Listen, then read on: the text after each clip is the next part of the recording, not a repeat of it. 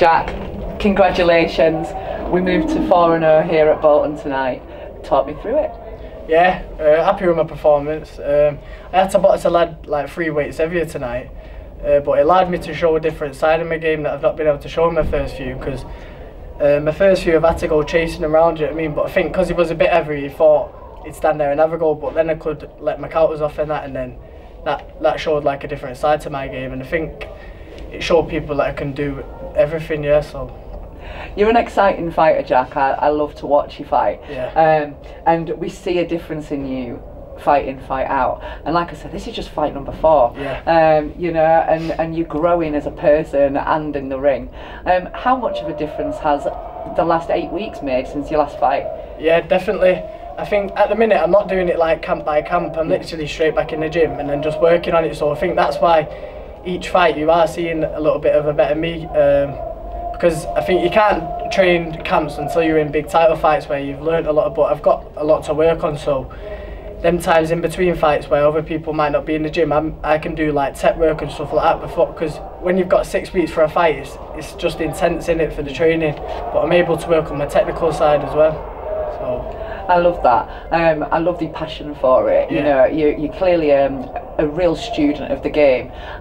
This is no messing about. This is. Where do you see yourself going with this? Yeah, definitely. I want to win titles, and I think I will. With the team I've got behind me and the dedication and that I show and the support behind me, I think everyone can see what I can achieve. So it's just down to me to put the hard work in to get there eventually.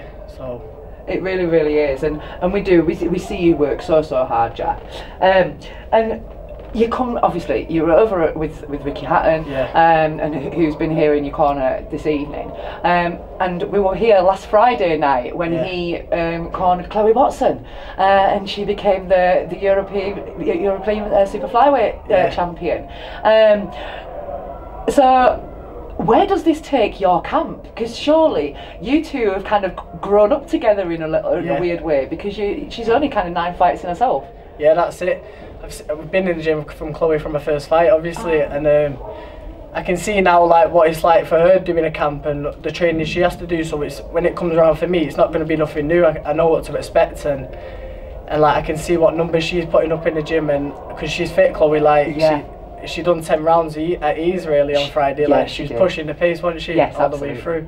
So for me, I can see the training plan that she's got, and Blaine and Ricky, they set it out so you know what you're going to do every day. So you can prepare yourself for that for when it's your time to do them 10 and 12 rounders. That's really interesting. So it doesn't even matter about gender. It's not about that. It's about skills and having that respect for those people in the craft that are doing so well. Yeah, definitely.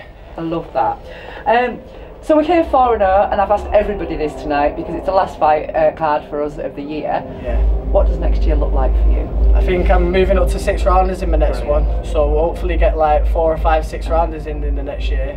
I'll be as busy as Steve lets me. You heard it, Steve. Yeah. Apparently it's Uncle Steve, I've been told tonight. Yeah. Does that get you a few more fights? Yeah, so we need to ask Uncle Steve so he can get you on hopefully in February maybe. Yeah, definitely. And I think with them 6 rounders, that's another thing then for me to work on, like a different part of my game, because when you're out in them journeymen in the first 2 rounds, you can see the end in the 4 rounders, but when they've got the 6 rounds, there's a bit longer for him to survive into, so that's when I'll start getting my stoppages, I think. Well, yeah, and you just touched on that. Yes, it's longer for them to survive, but it's longer for you to break them down as well, definitely. Isn't it? And that's the thing. And when you've got the composure that you have, and I heard Ricky was going timing, and when you've got that, you establish the timing very quickly in there, and it's make them miss, make them pay. Yeah, that's it. I think when people are punching and you're countering them, that's when they're walking onto it, so it doubles the impact, doesn't it? Absolutely. So I think that's when you start getting the knockouts, when you're hitting them when they can't see it coming. When they can brace it, I think then they can take them all night, can't they? But I think I'll definitely start getting a few stoppages next year over the 6 rounds. I think you will too, mate, and I'm looking forward to seeing what next year has for you. Cheers. Well done. For all boxing info, news and latest interviews, amateur and pro, across the north, click and subscribe. VIP Boxing Promotions. Also, Twitter, Instagram and Facebook.